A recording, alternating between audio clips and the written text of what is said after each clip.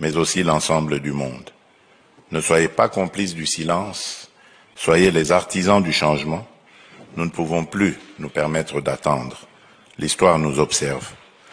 Pour le reste, je puis vous assurer que, plus que jamais, le peuple congolais est résolu à défendre et à préserver l'intégrité de son territoire, quel qu'en soit le prix. Je vous remercie.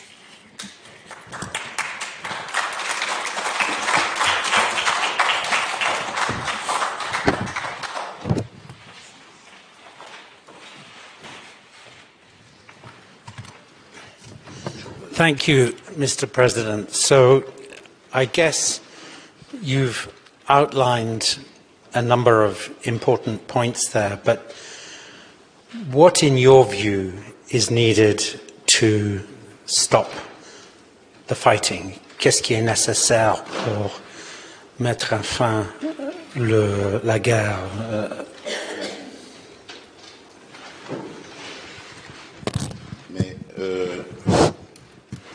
Mais c'est simple. Ce qui est nécessaire, c'est de mettre à l'index le véritable responsable de cette situation, qui est connu, c'est le Rwanda.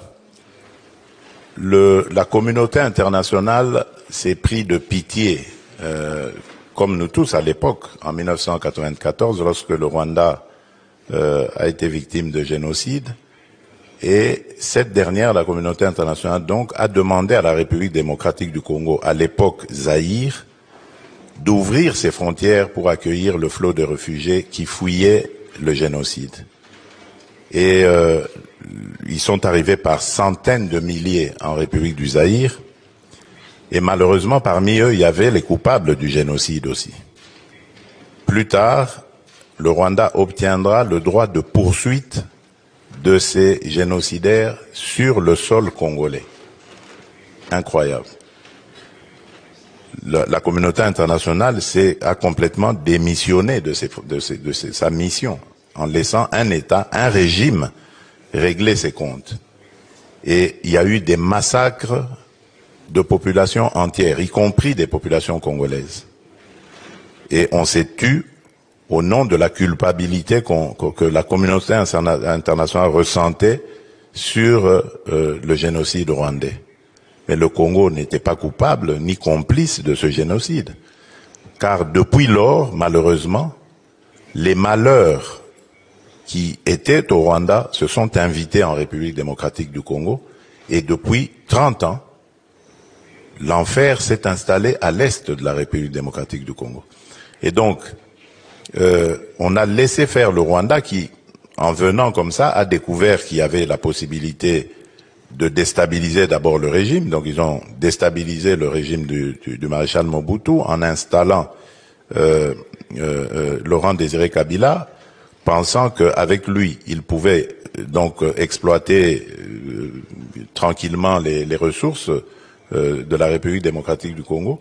Mais lorsque Laurent Désiré Kabila s'y est opposé, on l'a abattu pour laisser la place à un autre régime qui, lui, s'est montré beaucoup plus malléable, beaucoup plus compréhensif, celui de Joseph Kabila donc, et a laissé faire, on va dire, beaucoup de choses. Et le Rwanda donc a pris de l'assurance, le Rwanda a développé son économie, renforcé son économie avec le produit des pillages de nos ressources naturelles. Et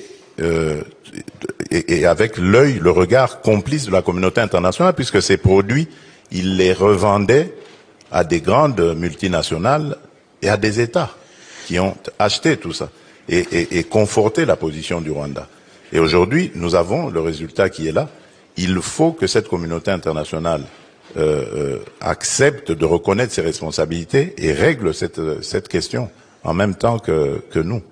You spoke of the risk of a wider regional war. Vous avez évoqué un scénario où la guerre va élargir, il y aura une guerre, si j'ai bien compris, régionale. Comment vous expliquez ça?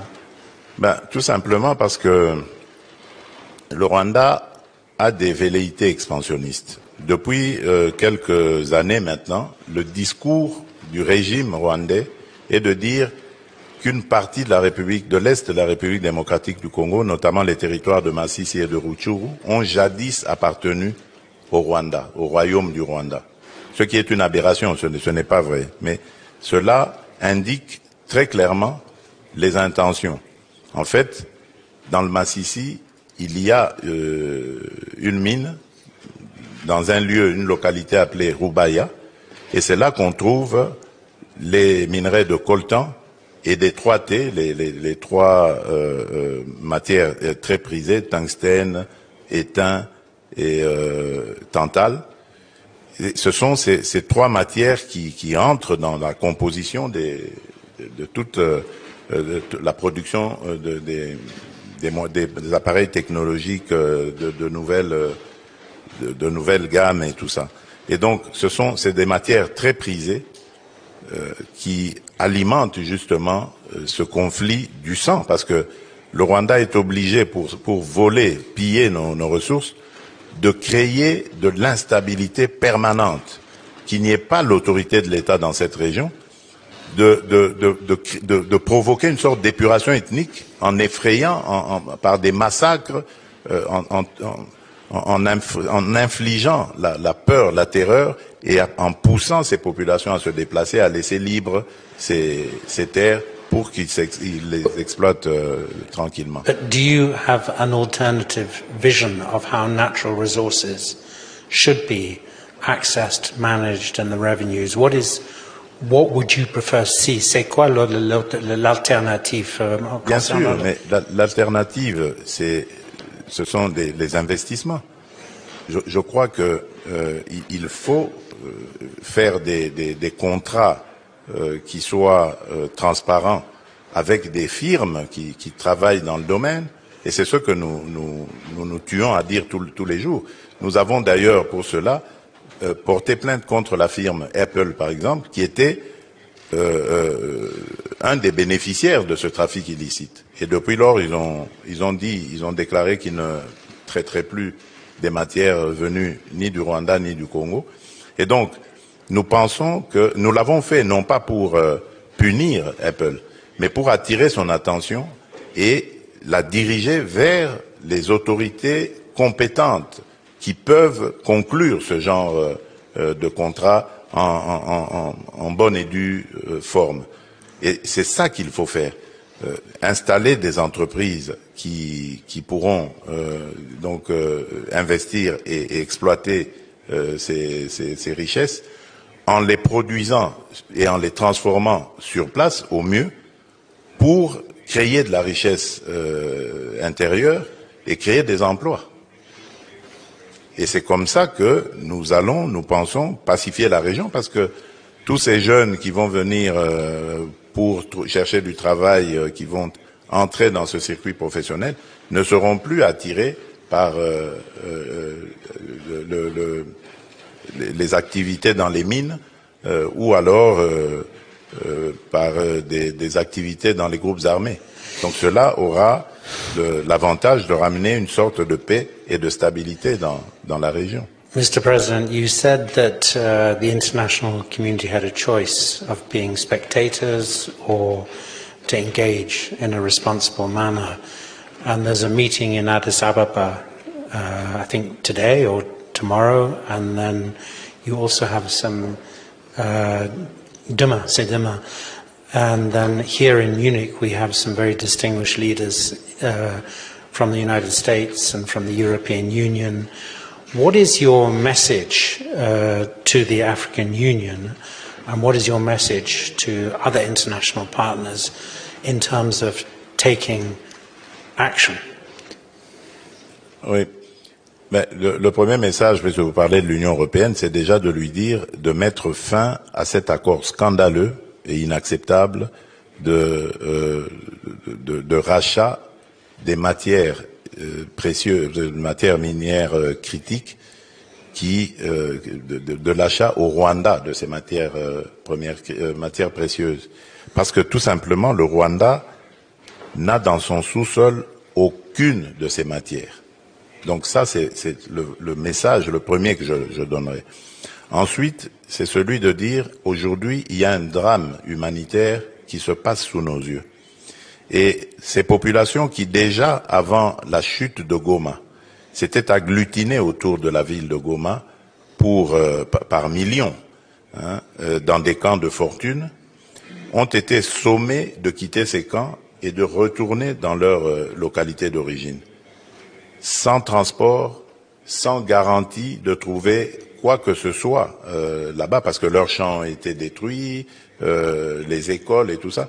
Et il y a des enfants parmi eux, donc qui vont devoir refaire la route jusqu'à leur localité, avec toute l'insécurité qui peut subvenir, parce que c'est une zone de guerre.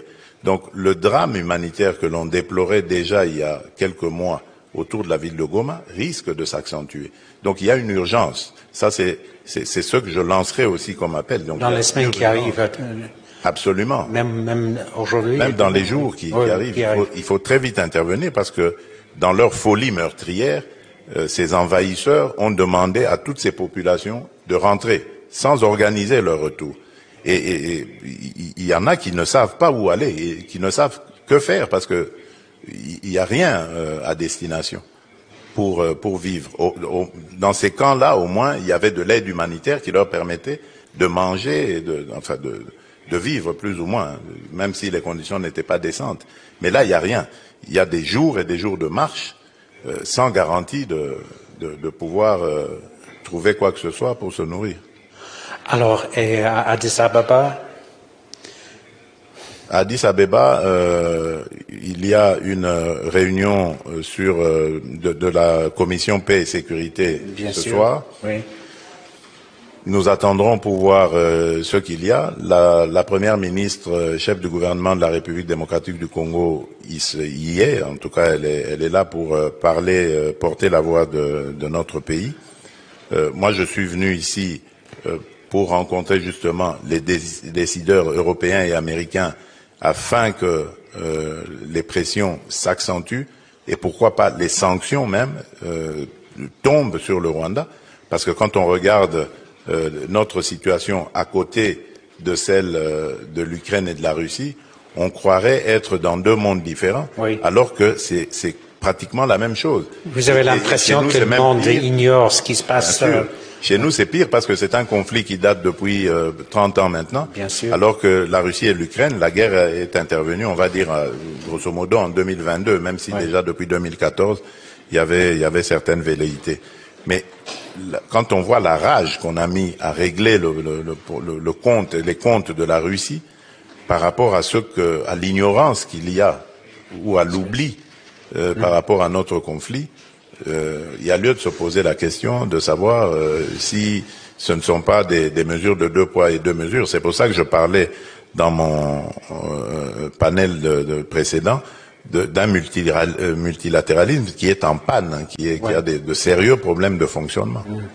Alors, si vous me permettez, Monsieur le Président, je vais inviter des questions, s'il y en a. Y a-t-il des questions à poser au Président? Non? Si. Alors, là, au quatrième rang. Bonjour encore, Monsieur le Président. Moi, je m'appelle Mimefo, journaliste à Deutsche Welle. La question que je voulais poser, c'est sur le M23. Vous avez carrément dit qu'il n'y a pas de discours entre vous et la M23. Est-ce que ça, c'est une bonne stratégie pour la réconciliation et pour trouver des solutions sur la situation en RDC? Ça, c'est ma première question. Et la deuxième question, c'est, vous avez parlé de la nécessité des investissements en RDC, mais il y en a eu. Il y a eu la Chine et d'autres pays aussi ont investi en RDC. Il n'y a pas eu beaucoup de changements au pays en termes de l'éducation, en termes de la route, en termes de l'amélioration de la condition de vie des citoyens. Ce que je voulais demander, c'est qu'est-ce que vous voulez de plus et qu'est-ce qui peut changer la situation dans le pays en ce moment? Merci. Déjà, par rapport à la première question, vous devez savoir que ce n'est pas une question d'ego, une question d'orgueil ou d'arrogance lorsque nous refusons de parler directement avec le M23. D'abord, la première raison, c'est parce que le M23 a massacré des populations et a bombardé des camps de déplacés où il y avait des femmes et des enfants. Ils ont été massacrés. Donc pour nous, c'est un mouvement terroriste. Et on ne négocie pas, on ne discute pas avec les terroristes. La deuxième raison, c'est parce qu'il y a le processus de Nairobi. Le processus de Nairobi règle la question des groupes armés.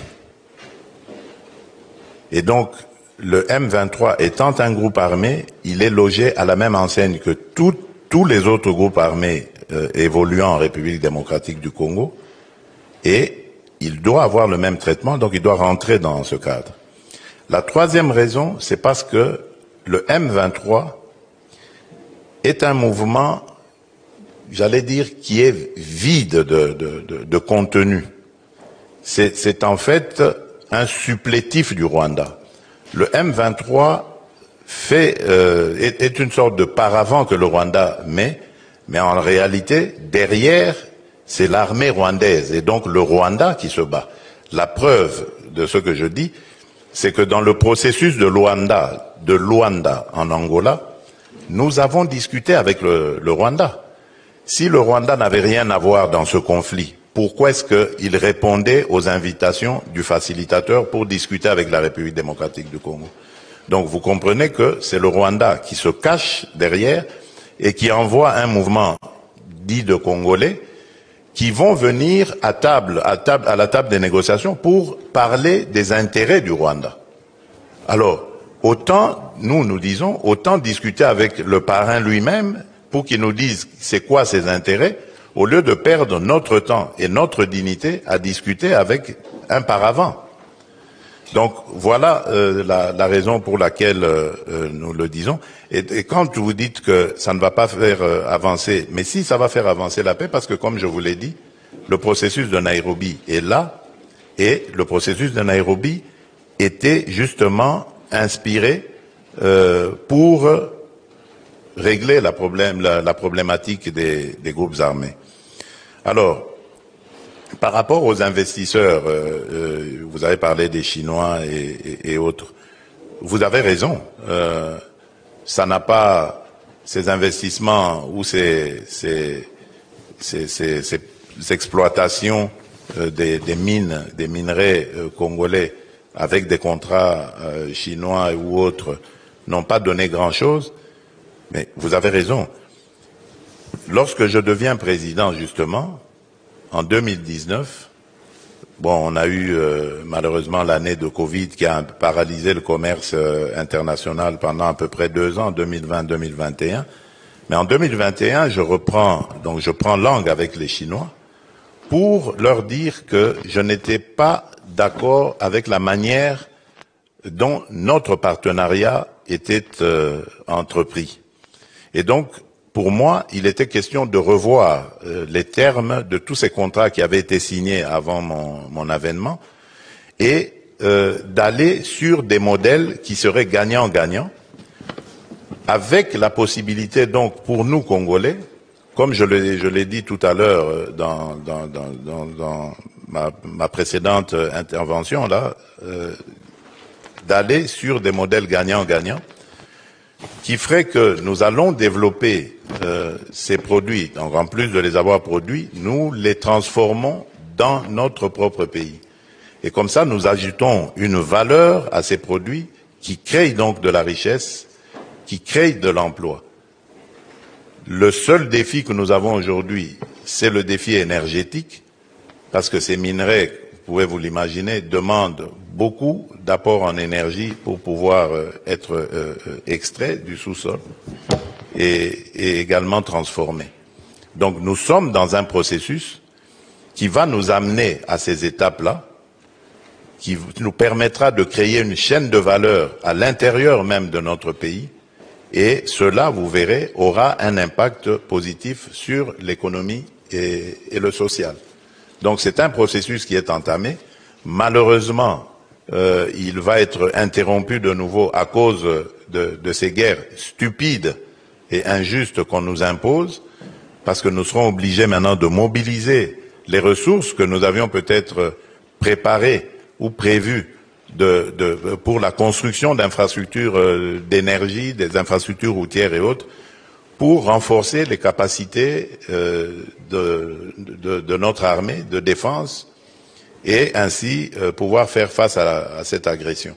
Malheureusement, nous perdrons encore du temps, mais ça, évidemment, c'est sûrement l'objectif de l'ennemi, c'est-à-dire nous distraire, nous ralentir, nous déstabiliser pendant que lui, il pille les ressources de notre sous-sol et les vend au plus offrant sous d'autres cieux. Y a-t-il des autres questions? One question, Monsieur le Président, I wanted to ask you is what is your expectation of the Luanda process now? Qu'est-ce que vous souhaitez? Qu'est-ce que vous c'est quoi l'avenir de... Oui.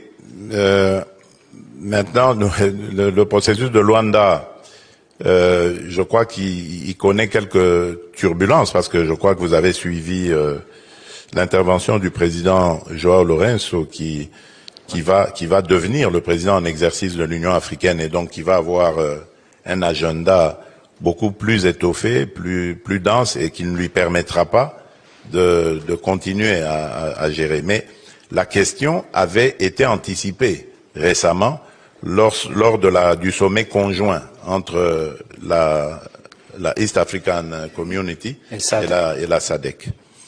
Je dis qu'elle a été anticipée dans le sens où on pensait déjà à ces charges qui vont s'alourdir pour le président João Lourenço et donc voir comment est-ce qu'on peut lui adjoindre d'autres chefs d'État, un ou deux de plus, qui lui permettront donc de manœuvrer plus à l'aise. Et là, comme il se retire carrément, donc ce ne sera plus lui adjoindre des chefs d'État, mais ce sera désigner des chefs d'État qui vont reprendre le relais. Donc le processus n'est pas mort, il est simplement au ralenti. En attendant, j'espère la désignation du président João Lourenço et d'un nouveau facilitateur. Alors, je peux continuer à poser des questions, mais y a-t-il, are there any questions from the floor? Please.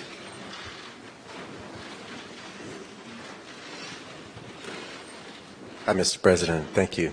I'm interested in the case that you had with Apple, and I'm wondering if there is future possibilities for public-private sector solutions to the critical minerals problem, and wondering if perhaps the Kimberley process example with conflict diamonds would be a possibility.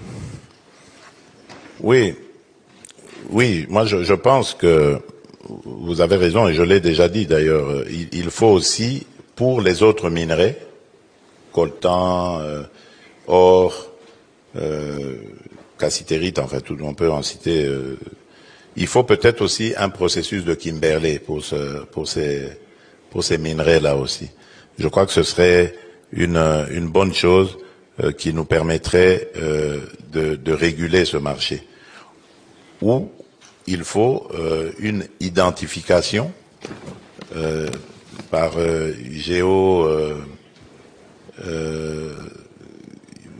génotype, en fait, on va dire, du minerai, parce qu'il y a aujourd'hui des techniques qui peuvent identifier l'origine du minerai et sa localisation même de l'endroit où il a été extrait, et ainsi pouvoir organiser ou suivre sa traçabilité. Ça aussi, il y a des entreprises qui le font, donc je crois que ce serait la solution.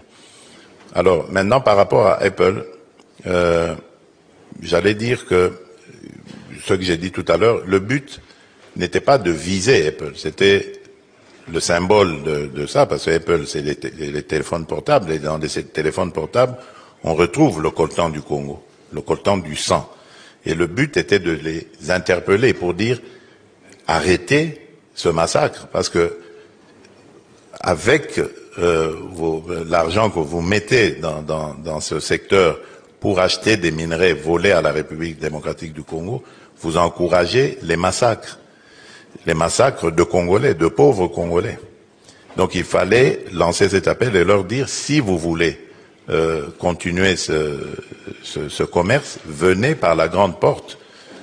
Les autorités de la République démocratique du Congo existent, sont établies légalement, légitimement, et ne demandent que ce genre justement de partenariat. Venez, travaillons ensemble dans un partenariat gagnant-gagnant qui vous permettrait, vous, d'évoluer, de vous épanouir dans vos activités, et à la République aussi d'en faire autant.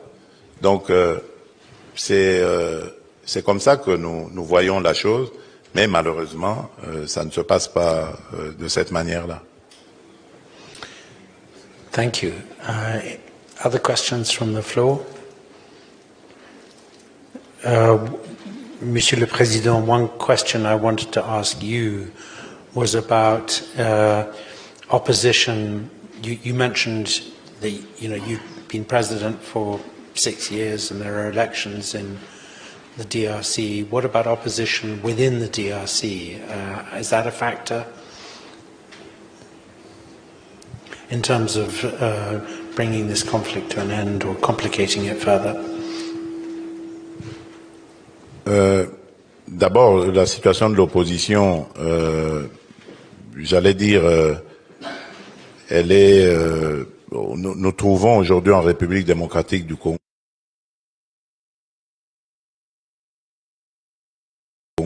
deux sortes d'opposition. À ces activités, normalement, qui a participé aux dernières élections à chance égale avec le président sortant et